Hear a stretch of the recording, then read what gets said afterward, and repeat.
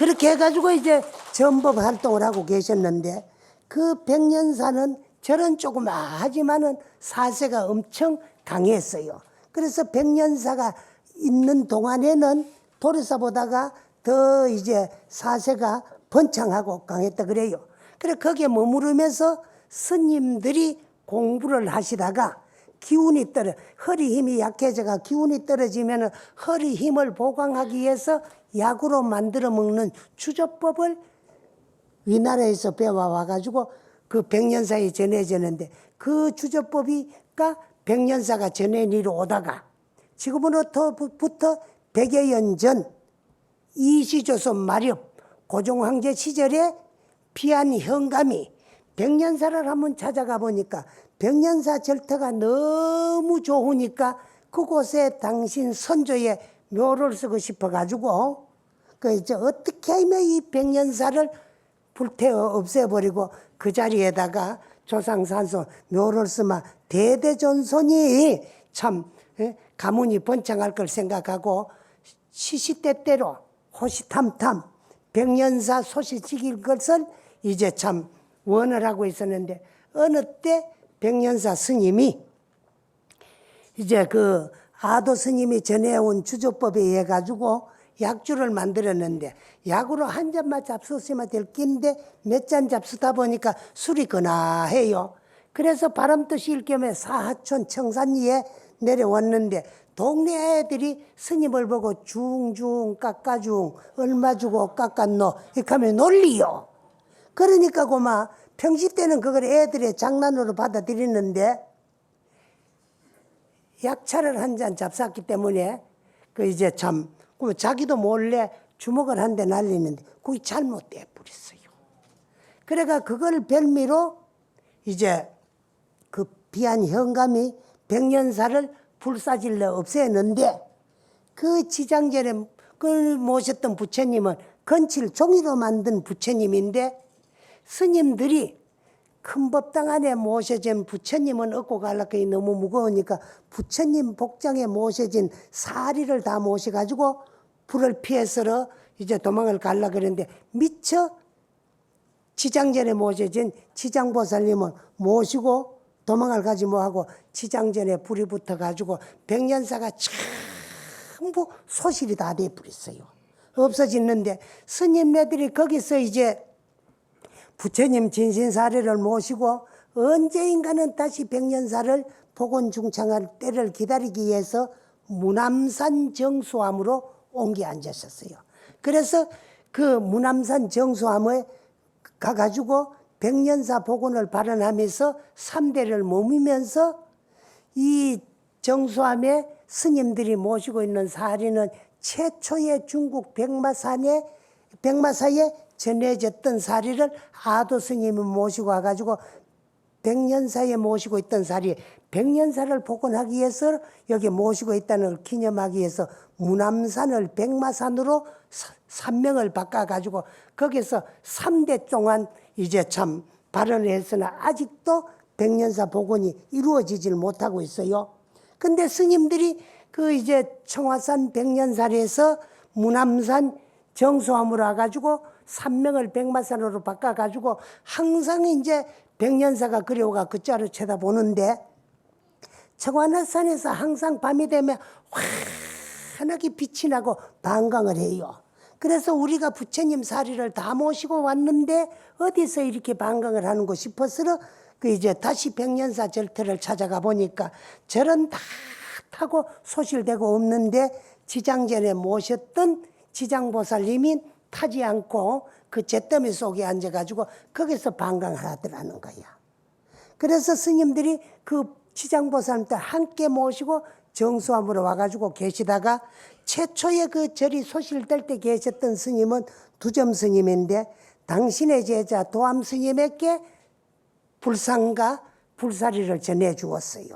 그래서 도암 스님은 그거를 받아가지고 성씨가 인동장씨 장씨인데 장도암 스님께서 그걸 받아가지고 정수하면서 이제 또 이제 백년사 복원을 발언하고 있다가 이 부처님을 나무 집에 지장 탱화되어 있고 지장 그 이제 전 따로 있는데 이렇게 있는 거 보다가는 당신 새 속에 진려가 부잣집에 시집을 가가지고 재정이 개하느니까 우선이라도 법당을 하나 짓고 이 불상을 모시라고, 불 속에도 타지 않고 방광하는 지장보살을 모시라고 진려에게 넘겨주고 사리와 딴 유물은 당신 제자 성암 스님에게 물려줬다 그래요.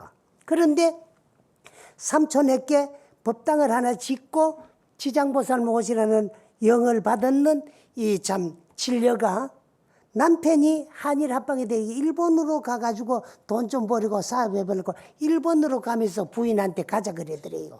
그래서 그 장씨 부인이 삼촌에게 받은 부처님을 아직도 그 참 유언을 받들어서 법당을 짓고 모시지를 못했기 때문에 언제인가는 일본에 가고 돈 벌이가 다시 오면은 법당을 지어드리기 해가지고 지장전을 지어드리기 해가지고 그냥 시집에 맡겨놓고 가기가 안 되니까 일본 가벼우니까 건칠불상이니까 얻고 일본을 갔다가 돈 벌이가 와가지고 법당을 지어드리려고 부처님을 얻고 남편을 따라서 일본에 가기 위해서 부산항에 도착을 했는데 며칠 동안에 연락선을 기다리기 해가지고 여관에서 잠을 자는데 밤마 되면은 스님이 한 분이 나타나가지고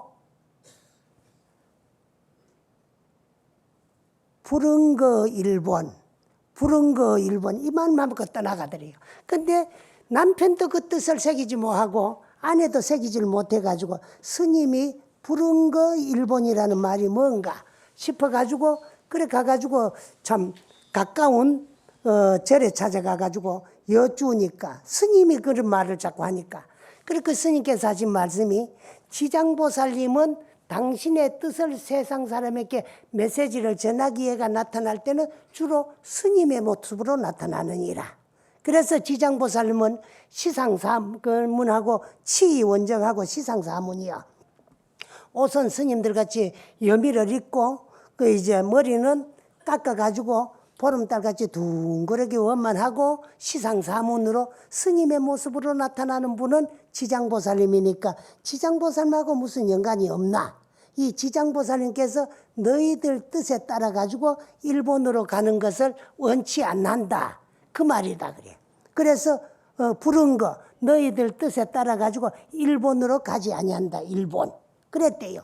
그러니까 부처님 지장보살님을 모시고 일본으로 갈 수가 없어가지고 남편만 먼저 일본으로 보냈는데 남편은 일본에 가가 사업을 하기 위해 가지고 이제 가지고 가던 돈을 부인에게 주고 당신이 돈 벌이 가지고 귀국하겠다고 맨몸으로 당신은 일본으로 가고 부인은 떨어져 가지고 그래 남편이 주는 이 돈을 가지고 어디 갔다가 법당을 짓고 이 부처님을 모셔야 되나 싶어 가지고 이제 며칠을 여관에서 머물렀는데 저녁마다 지장보살 화신인 스님이 나타나가지고 백두산 복받는 고을에 가가지고 나를 모시달라는 꿈을 매일 저녁 꿨대요. 그래서 거기서는 부산선에 백두산에 가려고 하면 뭐 한적없이 뭐니까 어떻게 이 부처님을 모시고 내가 여인의 몸으로 참 백두산까지 갈고 싶어서 주위에 있는 사람들한테 이야기를 했더니만에 북한 백두산까지 갈 것이 아니고 가까운 김해 땅에도 가면은 이제 참 2조 때부터 신어산 한 봉오리를 백두산 장군봉에서 정남향으로 마지막 떨어지는 봉우리라고 해가지고 김종호 선생께서 백두산이라고 분리해가지고 지명을 지어놓은 거기가 산이 있으니까 그리로 가보라 그랬더래요. 그래서 부처님을 얻고 김해로 와가지고 백두산을 물으니까 가르쳐 주더래요. 그래서 백두산 밑에 초정이라는 동네에 와가지고 이제 참 여기에 복 박는 꼴짜기가 없느냐, 복골이 없느냐 그러니까 오르기만 하면 복 박는 꼴짜기를 해가지고 등복골이라는 골이 있다 그러더래요. 오를 등자 복복자. 그래서 그 등복골로 오니까 옛날 등복 사지가 있더라는 거야. 거기에다가 조그마하게 초막을 짓고 이제 지장보살을 모시고는 그 소재는 건칠이지만은 겉에는 황금으로 개금을 했기 때문에 금부처님을 모시고 와가지고 최초로 절을 지었다 해가 금부람이라는 이름으로 다시 이제 등복사가 복원 중창이 되는 게라 조그마하게. 그때가 1920년대인데 그 이제 1920년대에 금부람이라는 절지가 있는데 그 이후에 금강산에서 수행하던 수월 스님의 손자 상자이신 원명 스님이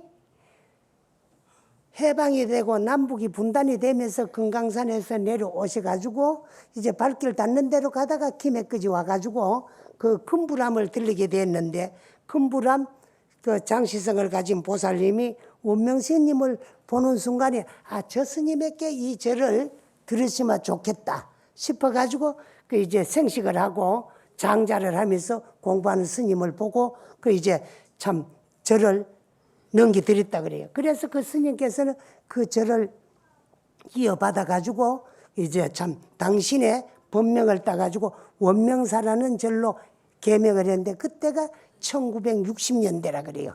절 짓는 40년 이후에.